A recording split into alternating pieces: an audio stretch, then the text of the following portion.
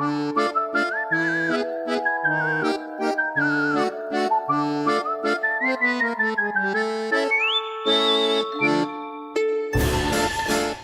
there's really not much going on in my life at the moment as we're all stuck inside, I was planning on having the whole of October as a Halloween month, but until today I just hadn't been feeling it.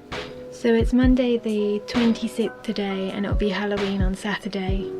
So today I'm mainly going to be hanging some decorations, but I also want to make some Halloween themed food as well. Here's my box of decorations.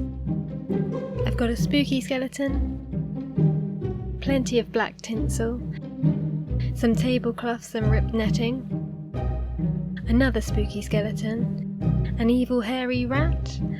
Okay, so I'm really cheap, so most of this is from Poundland. Oh, so I made this mask a couple of years ago. It's a character called Nosy Bonk from an 80s kids show called Jigsaw. There are clips on YouTube, check them out, they're pretty creepy.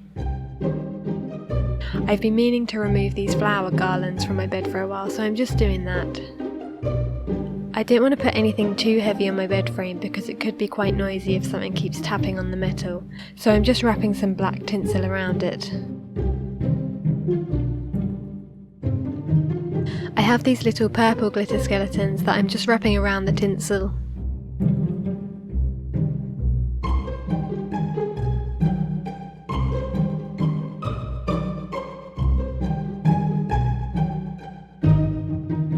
Next I'm spooking up my bedside table a little bit. I'm just using this lace tablecloth and displaying this set of knitted Halloween creatures.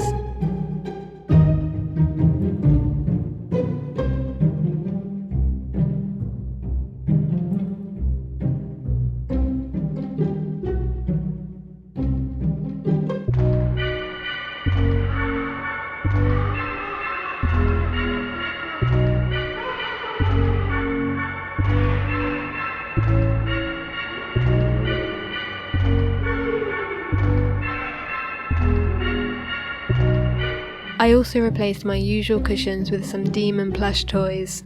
And there's my long Furby being held by a gorilla hand. Moving on, I have this little sconce shelf and I'm hanging some little skull fairy lights around the edge of it.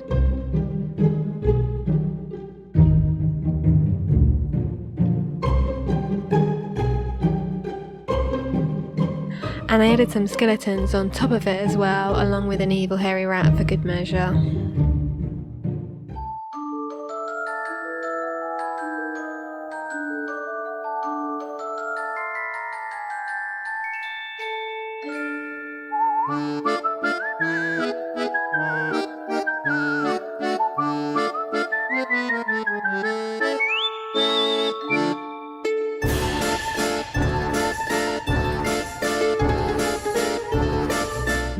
I found these really nice wooden signs, so I just hung them up from 2 hooks that I already had on the wall.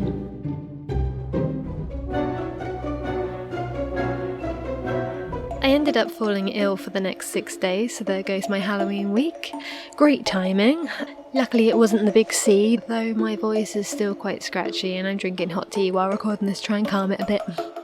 Because of this I didn't end up cooking as much food as I wanted to, but still managed to make a few spooky recipes.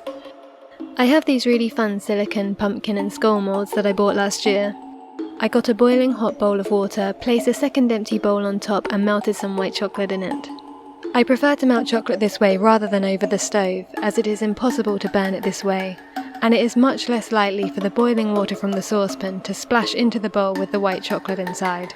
The chocolate can go a really strange consistency if this happens, and I just find this way much easier. I want these shapes to be hollow inside rather than big slabs of chocolate, so I'm using a spoon to spread a thin layer of chocolate on the bottom and around the sides of each mould. I then put them in the fridge and let them cool. Once it had hardened, I coated them with a second layer of chocolate and chilled them again. These silicone moulds made it so easy to extract the item without breaking them.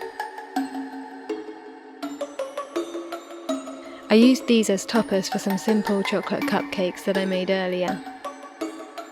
Not only were they super easy and quick to make, they look fantastic and taste great too.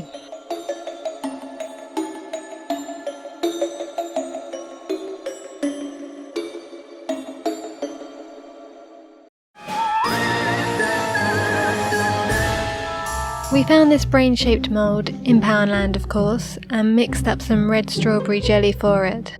Because the mould is made from plastic, we had to wait for the jelly mixture to cool down before pouring it in. We learnt this the hard way, as we used to have too.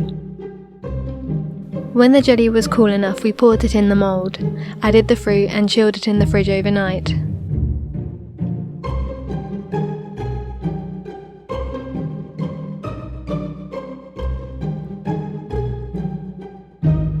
We have this skull stand we made last year and I just love the effect.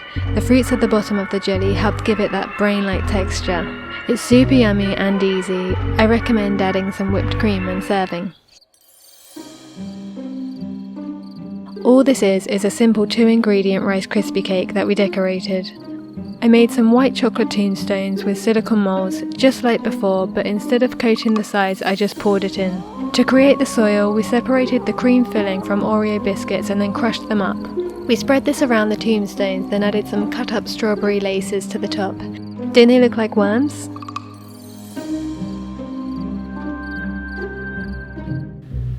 I hoped you liked my Halloween video, even though I was a little bit late with the upload, but I was ill so it couldn't be helped. I hope you enjoyed it nonetheless, and let me know what you got up to this Halloween in the comments. I hope you were able to have an enjoyable one this year despite everything that's going on. Thank you for watching. Salut!